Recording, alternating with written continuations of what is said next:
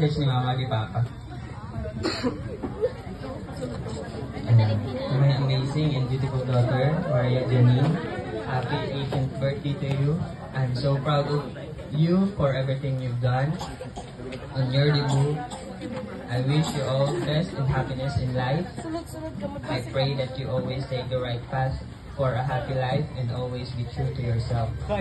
You deserve everything in life, everything life has to offer.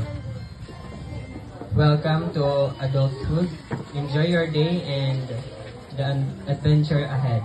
May the Spirit of Almighty God guide and bless you always. I love you and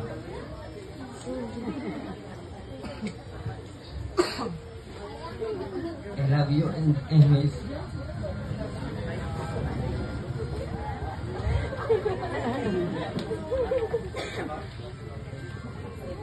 Love and care.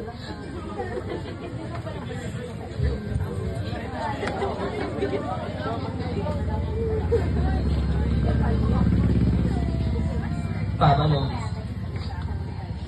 my beautiful daughter, my little girl yesterday, my friend today.